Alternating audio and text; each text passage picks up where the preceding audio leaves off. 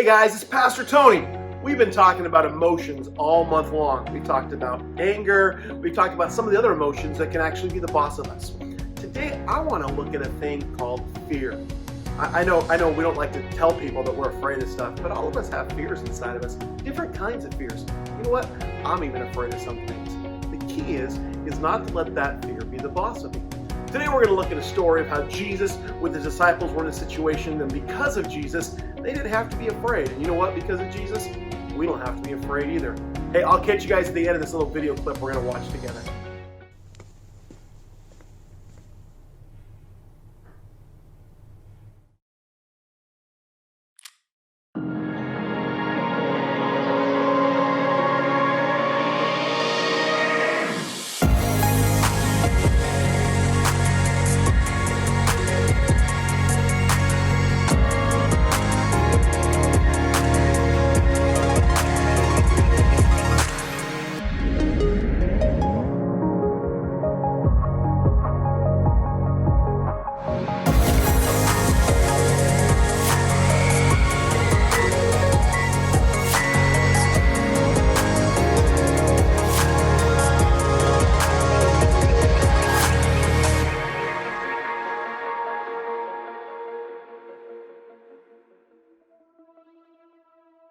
I want to tell y'all a little story.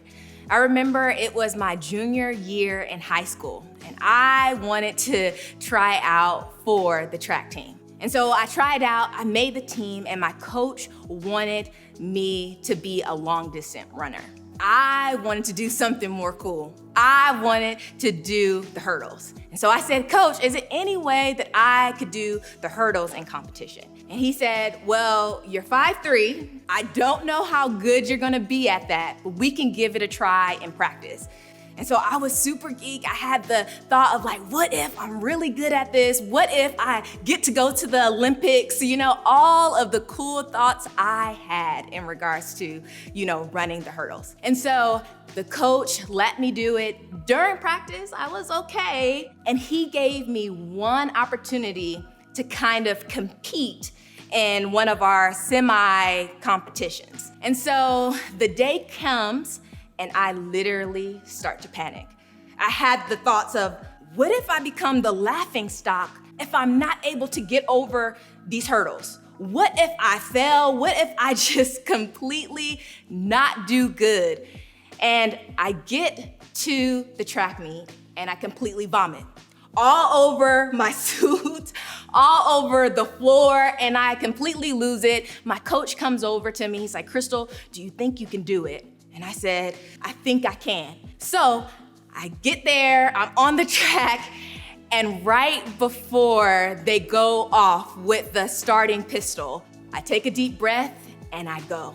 And listen, y'all, I missed every single one of the hurdles. It was the worst day ever for me.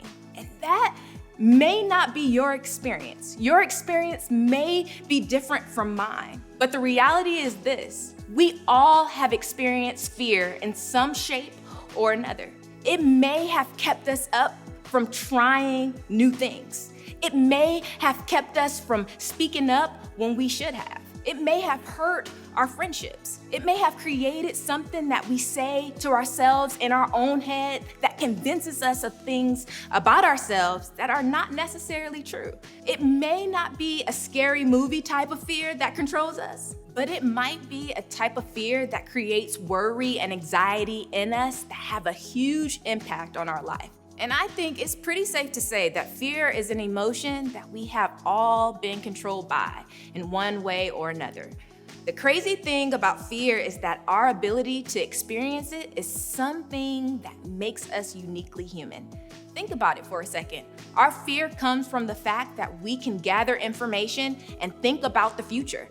And as humans, we can wonder those what if questions like I had. What if this happens, or what if that happens? And that can make us afraid. We are where we are today because the human race has been able to learn things, build on what we've learned, and then project it into the future. The same ability that allows us to fear also allows us to imagine. have hope and dream and wish for really great things to happen in our life. So our ability to gather information and think about the future has two sides, the fear side and the hope side. I think we will all agree that the hope side is incredible. We love imagining, dreaming, and inventing. But then we have the fear side, the side that comes up with all the what ifs. And we all know that the what ifs makes us feel a little bit crazy. We are in another week in this series called Vibes. We've been talking about our emotions and the way they affect us and the world around us. And fear is one emotion that we all experience in our lives. But here's what's cool about it all. Jesus had a lot to say about fear. The problem is we tend to read verses where he talks about fear by themselves. And when we do that, they sound nice, but they don't seem possible or even practical. For example, Jesus said, "Fear not." In other words, when it comes to fear, just stop and quit. That's not exactly helpful though, right? So today, I want to look at a passage where Jesus talks to some of his close friends about fear, but with a little bit more context for all of us to get to know and learn a little bit better.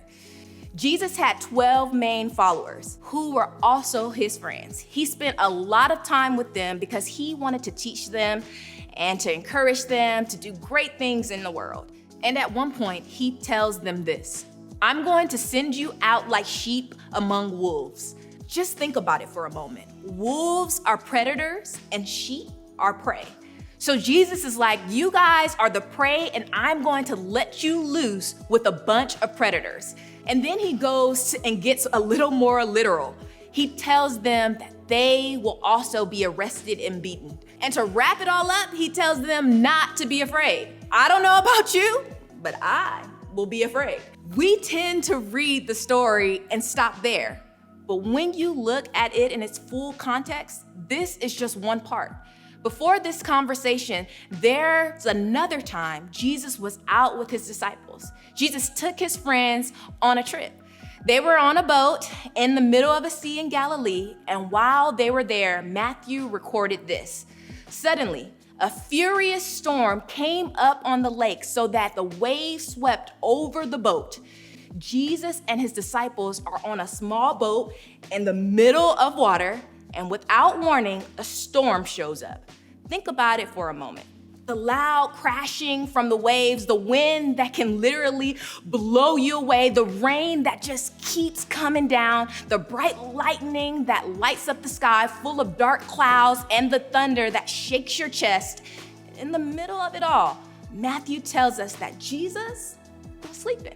Can you imagine, just for one moment, either Jesus was faking it or he was actually in a real deep sleep? So as the disciples were scared out of their minds, as I would have been too, and their fearless leader was sleeping right through it, they did the same thing I think I would have done. They woke him up. "Lord, save us. We are going to drown." Imagine just for a moment the disciples' frustration. They were trying to stay alive while Jesus was trying to take a power nap. This is how Jesus responds. "You of little faith, why are you so afraid?"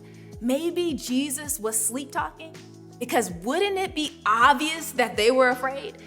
I mean, who wouldn't be worried about dying? But Jesus was teaching them about fear.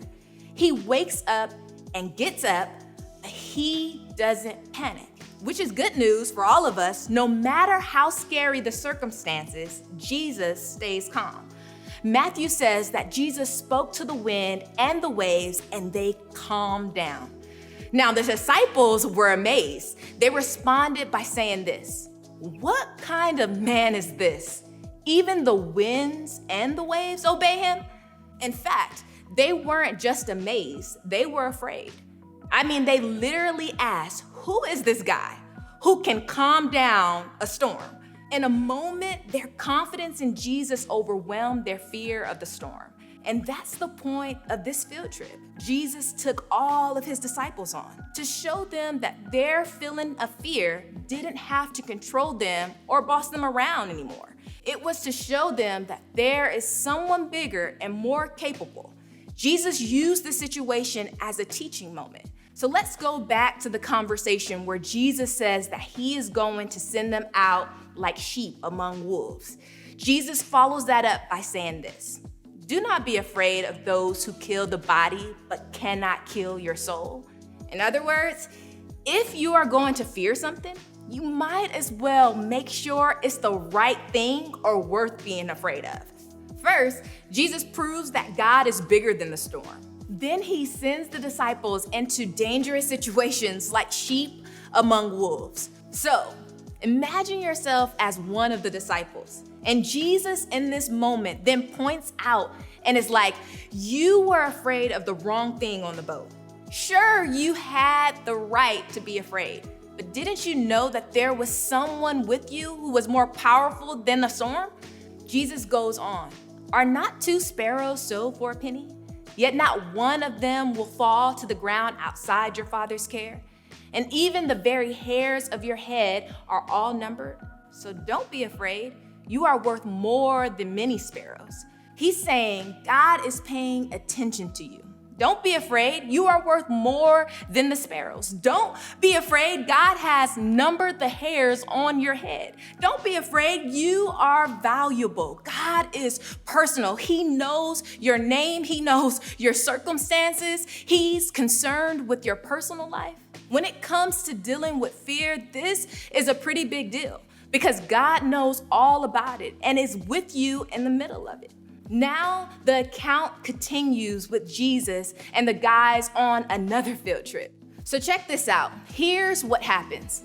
Jesus has been preaching all day. It started to get late and people were getting tired and hungry. The disciples suggest that they send everyone home to eat, but Jesus seems to think that they can feed everyone, which sounds a bit crazy because no one has enough food or money to make that happen. But then Jesus gets a little boy's lunch.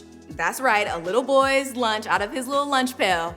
He prays over it, and then Matthew writes that Jesus split the boy's lunch between 12 disciples and told them to feed the crowd. And listen, y'all, it worked. Everyone got fed. It was a complete miracle. But before they have time to stay and enjoy it, Jesus tells the disciples to get in another boat. And they are probably thinking, Jesus, this is too soon. But they had to do what Jesus said. So soon after that, they hopped into a boat. But this was a little bit different because Jesus doesn't get in the boat with them. He tells them that he'll meet them on the other side of the Sea of Galilee. So the disciple spends the night rowing, and at some point of the night, the waves get bigger and the wind blows wild. They looked over and around the water and can't believe what they see. It's Jesus walking on water. That is super wild, super crazy, and I can't even fathom that in my own mind. But Matthew records that the disciples were terrified. Obviously, right? Someone walking on water. In fact, they thought they were seeing a ghost. But then Jesus says something that gets their attention because they had heard it before. He goes to say, "Take courage. It is I. Don't be afraid." This is Jesus trying to remind them of all the lessons and field trips they've already had previously up to this point. They saw miracles, heard teachings, and yet still fear was in control of them. In fact, they remained fearful to the very end of Jesus' life. When we fast forward to the night that Jesus was arrested, we see the disciples abandon Jesus. Why, you might ask? Because they were afraid that if they stayed close by, they might be arrested too. And then Jesus was crucified. Were they there? No, they left because they were afraid. The next day after Jesus was buried, where were the disciples, you might ask? They were hiding in a room because they were afraid. But then Sunday came around, and the women who had followed Jesus went to the tomb and discovered that it was empty. They came back and told all the disciples, so the disciples went to the tomb. saw that the tomb was empty, and they thought to themselves, maybe someone stole the body.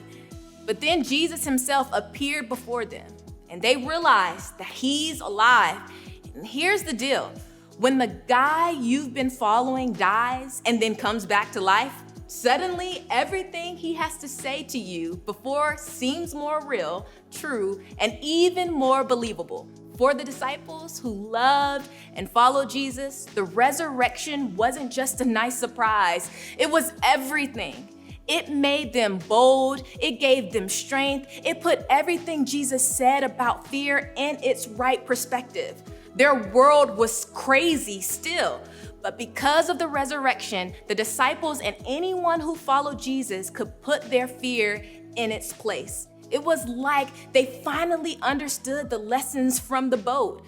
When all the things around them seemed so much bigger and so much scarier than they could handle themselves, now Jesus' words made sense. Fear not, I am with you, took on a whole new meaning.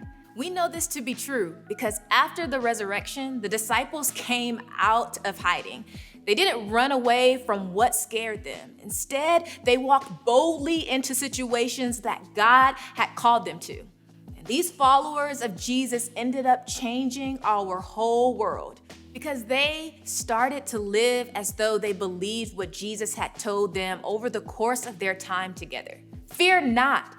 They were not afraid of anything, not even death, because they followed a man who had died and came back to life. And all of a sudden, nothing seemed as scary anymore. Not because there was nothing to be afraid of, but because there was a God who was clearly bigger than any of their biggest fears. The thing is this, we all know that fear will always be a part of our experience. Fear is a part of what makes us human, and it will always be there to some degree. But we don't have to live like fear is in charge of us and telling us what to do.